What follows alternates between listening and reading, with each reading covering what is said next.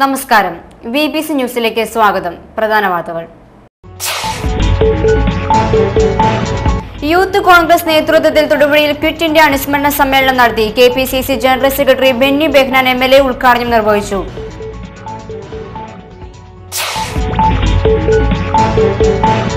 വിവിധ ആവശ്യങ്ങൾ ഉന്നയിച്ച് FSDU നേതൃത്വത്തിൽ ജീവനക്കാർ പ്രതിഷേധ ദിനം ആചരിച്ചു. പ്രതിഷേധ യോഗം TM ഗോപാലകൃഷ്ണൻ ഉദ്ഘാടനം ചെയ്തു.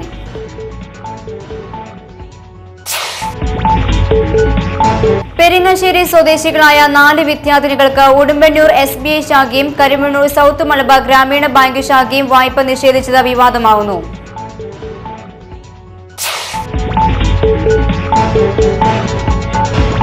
മൂലമറ്റം സെന്റ് ജോസഫ് കോളേജിൽ മലയാളം സാഹിത്യവേദിയുടെ നേതൃത്വത്തിൽ കലാലയ വർണ്ണങ്ങൾ പ്രോഗ്രാം സംഘടിപ്പിച്ചു.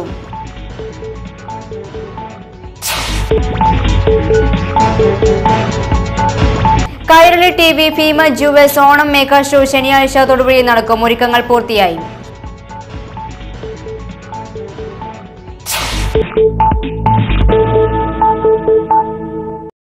വാർത്തകൾ വിശദമായി.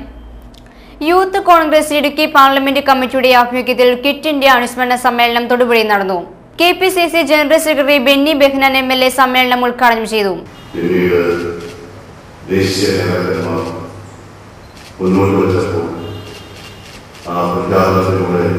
ഇന്ത്യയുടെ സ്വാതന്ത്ര്യ സമരചരിത്രത്തിൽ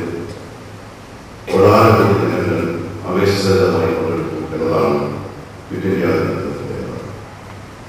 ക്വിറ്റ് ഇന്ത്യ ഇന്ത്യ എന്ന മഹാത്മാഗാന്ധിയുടെ നേതൃത്വത്തിൽ ദേശാഭിമാനികളായ ഇന്ത്യയിൽ കോൺഗ്രസ് നേതാക്കന്മാർ നടത്തിയ ആഹ്വാനം അല്ലെങ്കിൽ ആജ്ഞാപനം ആശയത്തിൽ ഹിമാലയം അറിയിച്ചപ്പോൾ ആ അധികരിയിൽ നിന്നും ആവേശം ഉൾക്കൊണ്ടുകൊണ്ട് ഇന്ത്യയുടെ സ്വാതന്ത്ര്യ സമരത്തിന്റെ നഗരത്തിലെ ഈ ടോയ്ലറ്റ് നിർമ്മാണം 6 മാസം പിന്നിട്ടിട്ടും പൂർത്തിയാക്കാതെ പാതി വഴിയിൽ.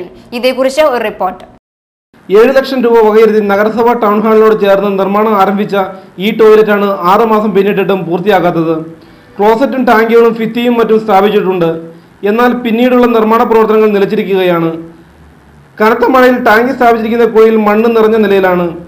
കെൽട്രോണിനാണ് ഇതിന്റെ നിർമ്മാണ ചുമതല.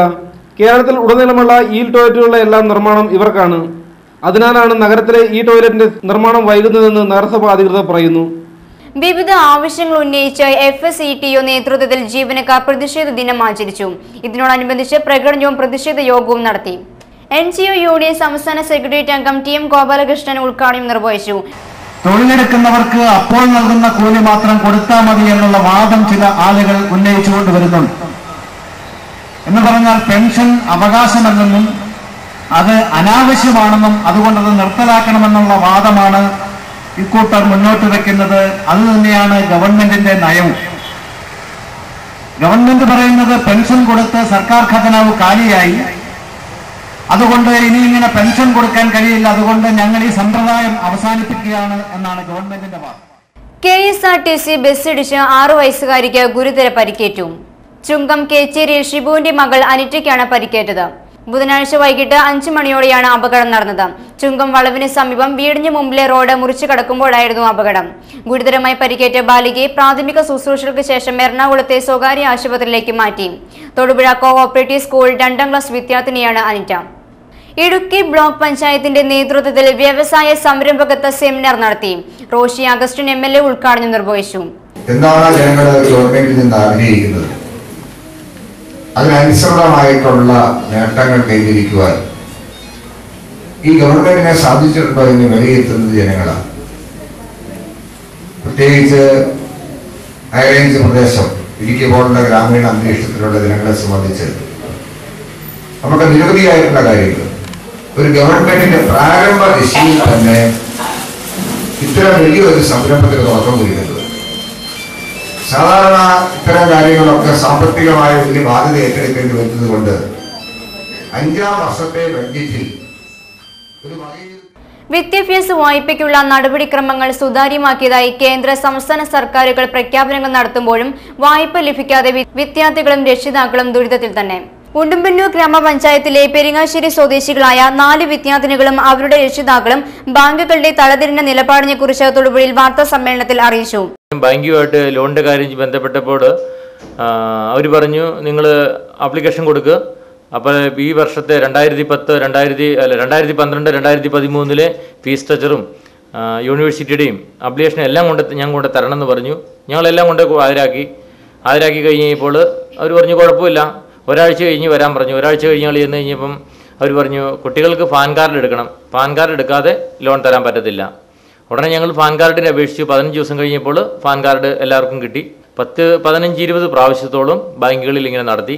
അത് കഴിഞ്ഞ ആഴ്ച ചെന്ന് കഴിഞ്ഞാൽ പറഞ്ഞു അവരുടെ രക്ഷകർത്താക്കളിന് കൂടി പാൻ കാർഡ് വേണം. മൂലമറ്റം സെന്റ് ജോസഫ് കോളേജിലെ സാഹിത്യവേദിയുടെ ആഭിമുഖ്യത്തിൽ കലാലയ വർണ്ണങ്ങൾ പ്രോഗ്രാം തുടങ്ങി. MG സർവകലാശാല സിൻഡിക്കേറ്റ് അംഗവും അരുവിത്തറ സെന്റ് ജോർജ് കോളേജ് പ്രിൻസിപ്പലുമായ റവറന്റ് ഡോക്ടർ ബേബി സെബാസ്റ്റ്യൻ തോണിക്കുടി ഉദ്ഘാടനം നിർവഹിച്ചു. നമ്മുടെ ജീവിതത്തെ കുറച്ചുകൂടി ഉന്മേഷഭരിതമാക്കി മാറ്റുവാൻ സംഗീതത്തിന് കഴിയും, സാഹിത്യ ഭാവനകൾക്ക് കഴിയും എന്നതിന് സംശയമൊന്നുമില്ല. ഒരു സംഗീതം കേൾക്കുമ്പോൾ നമ്മുടെ മനസ്സിലുണ്ടാകുന്ന വികാരം വളരെ വ്യത്യസ്തമാണ്. ഓരോ രാഗം എന്ന് പറയുന്നത് ഈ വികാരങ്ങളുമായി ബന്ധപ്പെട്ടാണ് എന്ന് ക്ലാസ് മുറികളിൽ നിങ്ങൾ പഠിച്ചിട്ടുണ്ട്. രാവിലെ എഴുന്നേറ്റിരുന്ന് ഞാനുറങ്ങാൻ പോകും മുമ്പായി എന്ന പാട്ട് പാടിയാൽ ശരിയാവില്ല. അത് നീലാംബരി രാഗത്തോട് ബന്ധപ്പെട്ട പാട്ടാണ് എന്ന് നിങ്ങൾക്കൊക്കെയും അറിയാം. അത് വൈകുന്നേരമാണ് പാടേണ്ടത്. രാവിലെ പാടേണ്ട പാട്ട് കൈരളി ടിവിയും ഭീമ ജുവൽസും ചേർന്നൊരുക്കുന്ന ഓണം സ്റ്റാർ ഫിയസ്റ്റ ആഗസ്റ്റ് 11 തൊടുപുഴയിൽ നടക്കുമെന്ന് ഭാരവാഹികൾ വാർത്താ സമ്മേളനത്തിൽ അറിയിച്ചു.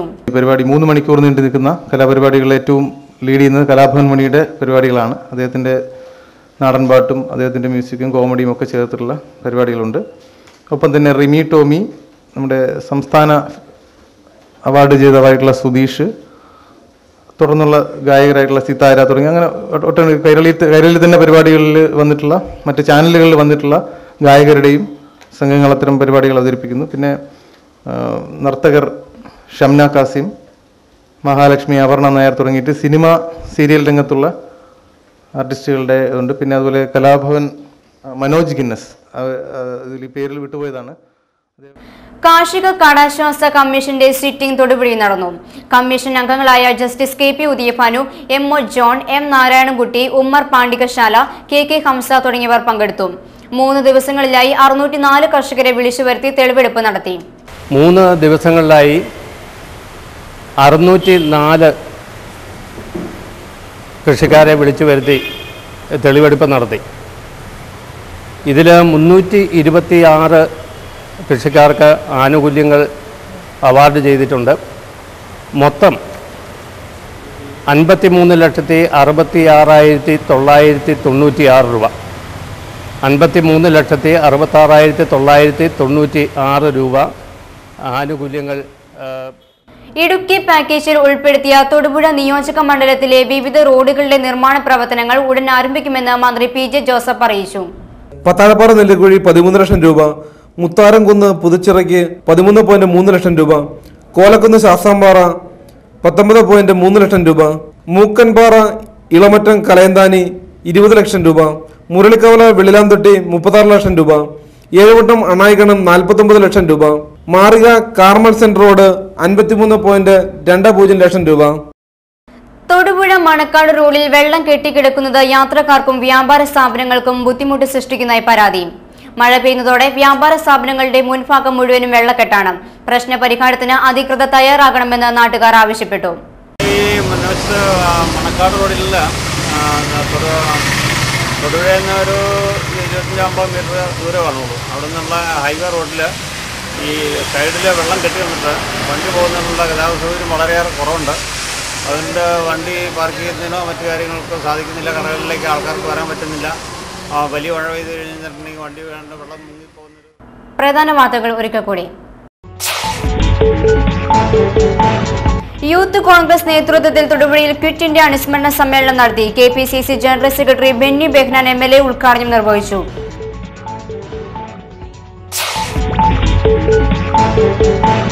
വിവിധ ആവശ്യങ്ങൾ ഉന്നയിച്ച് FSDU നേതൃത്വത്തിൽ ജീവനക്കാർ പ്രതിഷേധ ദിനം ആചരിച്ചു. പ്രതിഷേധ യോഗം TM ഗോപാലകൃഷ്ണൻ ഉദ്ഘാടനം ചെയ്തു.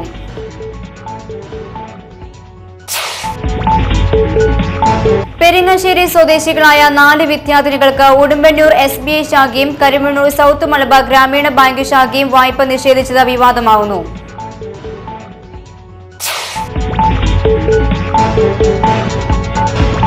മൂഴിമറ്റം സെന്റ് ജോസഫ് കോളേജിൽ മലയാളം സാഹിത്യവേദിയുടെ നേതൃത്വത്തിൽ കലാലയ വർണ്ണങ്ങൾ പ്രോഗ്രാം സംഘടിപ്പിച്ചു.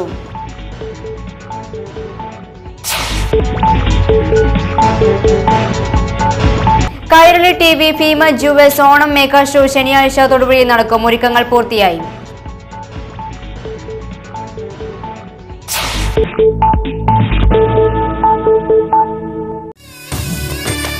പുളിമൂട്ടിൽ സിൽക്സ്, കോട്ടയം, തൊടുപുഴ, തൃശൂർ.